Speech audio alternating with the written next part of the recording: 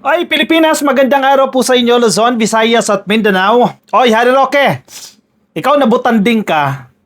Puro kapakalat ng fake news. Isama mo na si Eloy Bugris at yang si Maharlika. Pahiya kayo ngayon. Kinumpirma na po ng Czech Police. Uy, ang sakit naman nito. Kinonfirm na po ng Czech Police na meron po silang hawak ngayon na Zaldico. Kala ko ba fake news? Sabi niyo fake news. Wala na talaga kayo mukhang iharap.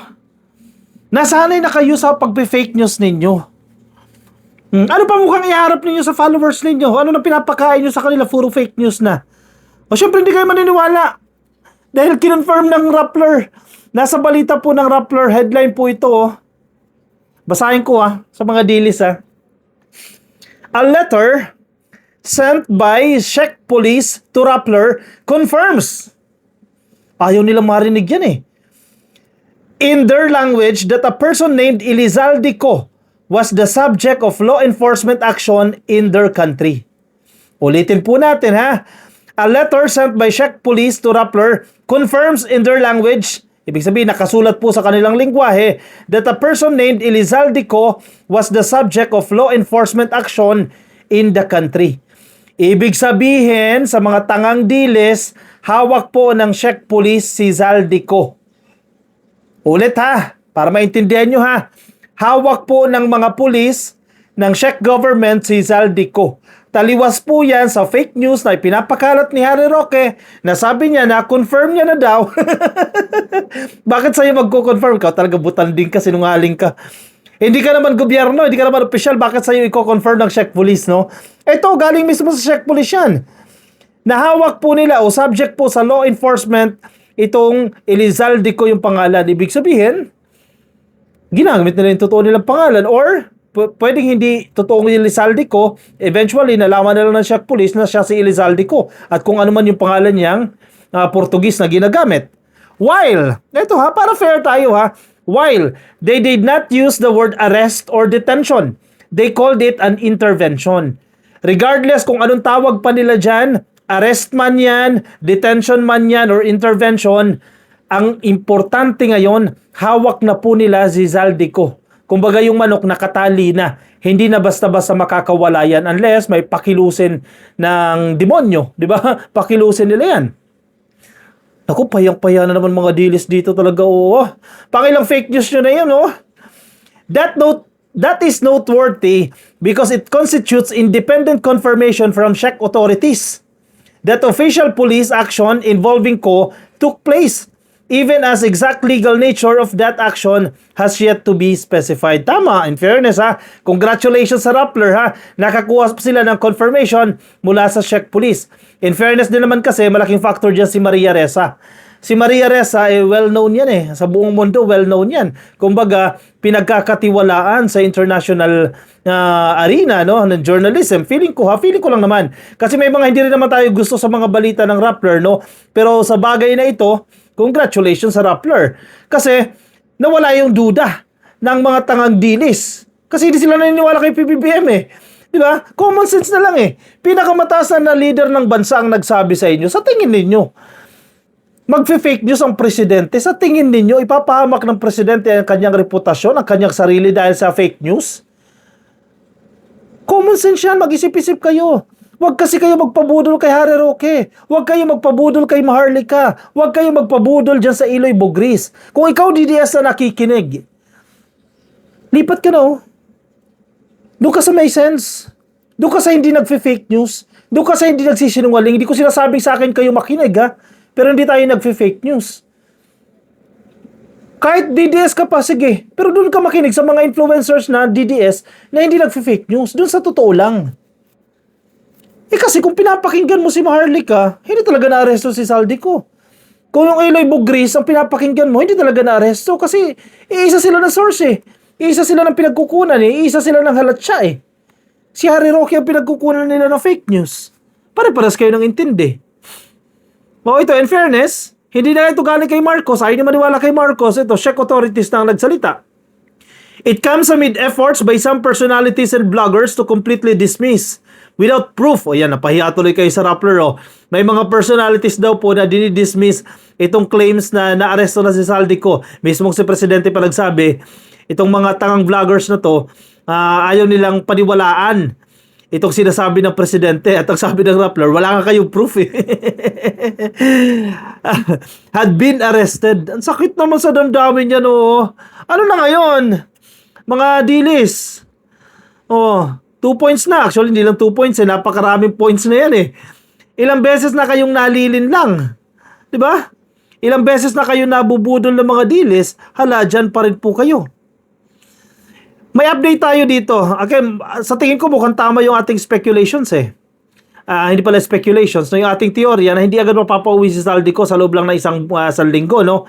Sinasabi kasi ni John Vic Rimulya within 1 to 3 weeks yan. Pero tulad ng unang-unang video ko nang pumutok itong balita na ito na naaresto na si Saldico, ang teorya ko talaga dyan, aabutin po yan ng 3 months or baka mas matagal pa. Dahil medyo mahaba-haba po yung proseso, yung legal process dyan, lalo na't walang extradition treaty ang Pilipinas at ang Czech Republic. So magiging batayan dyan yung diplomatic relations. 'Di ba? Yan yung mga analysis din na binabasa natin, no. In the absence of extradition treaty, yung kawalan po natin ng extradition treaty, pwede pong maging batayan ng Czech government yung maayos nating relasyon. Czech Republic and the Philippines, yung diplomatic relations, yun ang magiging batayan nila dyan. Of course, they will require documents, legal documents, bago nila isurrender itong si Saldico. Lalo pat, ang balita ko, nag-a-apply ito ng asylum. Sinabi na rin ito ni Harry Roque, pero hindi si Harry Roque ang original nagsabi niya na, Saldico, bilang ka, payo ko sa'yo ha, mag-apply ka ng asylum, etc.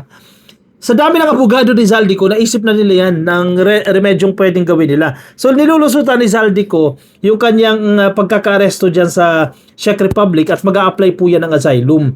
Maraming teorya yan po ang sinasabi. Anong ibig sabihin ng asylum na yan, ka-coffee? Once na mag-grant po ng Czech Republic yung asylum na sinasabi na yan, hindi may uuwi si Saldico sa Pilipinas.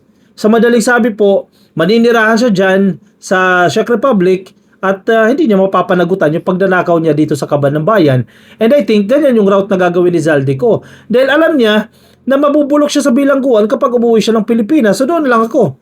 Para yung ginagawa ni Harry Roque na lang, tinatakasan niya yung krimen niya dito sa Pilipinas, sa halip ay nandiyan sa Austria. Nag-a-apply ng asylum, di ba? Para takasan niya yung kanyang responsibilidad. Let's see kung ano mangyayari, no? Kasi possibilities yan eh. Hindi posible hindi siya maiuwi sa Pilipinas, pero knowing the president, pag kumilos si PBBM, gagawin niya lahat yan. Matalino yung presidente na yan at nirerespeto yan sa international community. So baka marimedyohan yan, di ba? Anyway, hintayin natin as it develops, no? Itong storya na yan o itong proseso na ito. Anyway, nagsalita po yung ating presidente kanina patungkol po sa sitwasyon ni Saldico. Pakinggan po natin ito. Gandang araw po sa inyong lahat. Maigli lang ito. Gandang araw po sa inyong lahat. At magbibigay na ako sa inyo ng pahayag tungkol sa kalagayan ni Saldico. Nananatili po siya sa kustodiya ng Czech Republic at isinasagawa natin ang lahat ng mga kinakailangang hakbang para sa kanyang pagbalik dito sa Pilipinas. Inutusan ko ang Department of Justice kasama ang Department of Foreign Affairs na pangunahan ang pakikipag-ugnayan sa mga otoridad ng Czech Republic upang matiyak na maayos at naayon sa proseso ang lahat ng kinakailangan. Magpapadala rin ng high-level coordination team upang tutukan ito. Ang ganitong mga proseso ay may sinusunod ng mga legal na hakbang sa pagitan ng mga bansa. Kaya nangangailangan na sapat na panahon upang maisagawa ng tama. We will bring Saldico home and we will do so in accordance with the law. He will answer to the Filipino people. Maraming salamat po. Ganda ng statement na yun, ha? He will answer to the Filipino people. Mananagot siya sa sambayan ng Pilipino. Yan ang sinasabi ng presidente. In fairness, ang gusto kong bigyan ng emphasis doon sa sinasabi ng presidente, susundin natin yung tamang proseso. Hindi tayo mag-Duterte style. Yung Duterte style, kung anong gusto niya, gawin ninyo. Kahit labag sa batas. Alam ng presidente na komplikado itong proseso na to. Alam niya yan. Matalino yung presidente eh. Alam niya yan na hindi dahil, kaibigan ko si presidente, kaibigan ko si prime minister, kaibigan ko yung secretary ng Ministry of the Interior, o sige, ibalik nyo agad si Saldico. Hindi abusado ang presidente eh. Alam niya yung tamang channels, alam niya yung tamang dadaanan. Kaya nga sinasabi niya, nagpadala siya ng high-level coordination team. Anong ibig sabihin ng high level yan? Senior officials po ang pinapadala dyan. Dalawa po na ahensya ng gobyerno, DEFA, Department of Foreign Affairs, at ang Department of Justice o DOJ. Sa tingin ko niyan, mga USEC level yan kapag sinabi mong high level. Tututukan talaga nila yung coordination na yan. Tama nga naman, kasi usually sa mga ganyang sitwasyon, kumbaga ikaw ang humihingi ng pabor dyan eh. Kasi naaresto yung isang pugante mula sa Pilipinas. So parang out of courtesy din, magpadala ka ng mataas na opisyal dyan. Kung kaya nga ng secretary level di ba? Kung kailangan si Remulla dalhin dyan, dalhin si Remulla dyan. Kung si Lazaro kinakailangan, dalhin dyan. Bilang kalihim ng DFA, dalhin siya dyan. High level. Di ba? Para agad na maiuwi dito si Zaldico kasi napaka-komplikado po itong proseso na yan. Hindi yan palakasan. Agad malakas sa Pilipinas. Kung napapairal mo ang palakasan dito sa Pilipinas, sa Czech Republic or sa other European countries, hindi basta-basta, hindi ganyan kumilos ang gobyerno nila. Di ba? Kaya nga sinasabi ko sa inyo, do not expect too much. Di ba? Or too much expectation, medyo makakasama po yan. Kaya, yun nga lang, nagtataka rin ako sa sinabi ni John Vic Remulla, bakit naman sinabi mo agad ng 1 week? May uuwi yan. Parang hindi ka naman well-experienced, di ba? Sa usapin na yan. Pero ang alam lang natin, base rin na sa ating experience yan, mga abutin niya ng 1 month to 3 months. Ganyan po katagal yung proseso na yan. Anyway, ano man po ang sitwasyon niya, ang importante, na-confirm na po ng Czech police na hawak nila si Zaldico. So hindi agad-agad, basta-basta makakalabas yan. Kasi andyan no, may petisyon ang gobyerno ng Pilipinas at hinahabol yan si Zaldico. I don't think na ganyang katanga yung Czech Republic o masusuhulan yung Czech Republic government para pakawalan si Zaldico. Hawak nila yan. Pero hindi detention yung kanilang term. Hindi ko alam kung may holding area ba yan sa kanilang immigration or whatsoever, no? Basta hawak po nila yan. Yan po yung kinukumpirma ng ating presidente. Again, due process tayo. Sundin natin yung tamang proseso. Huwag tayong maladigong na kung anong gustong diskarte ni Digong, yun na yun. Di ba? Hindi ganyan kumikilos yung gobyerno. Balikan ko lang itong sinasabi ni Butanding, ha? Kasi nakakatawa ito mga to, nag-fake news pa eh. May pinost ako kung nakita nyo sa Facebook yung post ko, no? Si Maharlika naman, mayroong AI. Si Maharlika, nagkapi lang daw sila ni Zaldico, kaya hindi daw po totoo na naaresto na si Zaldico. Yan, no? Nakita nyo yan? Pinost ko na yan eh. Halatang AI eh. Talagang mga botlogs talaga itong mga dealers na to eh. Puro pakalat ng fake news. Ang caption ni Maharlika, wala sa kulungan si Zaldi, nagkakapi kami. Fake news ka talaga, vangag. Ang tinutukoy niyang vangag si PBBM, fake news daw. Nagkapi daw po sila. Pero AI generated po yan.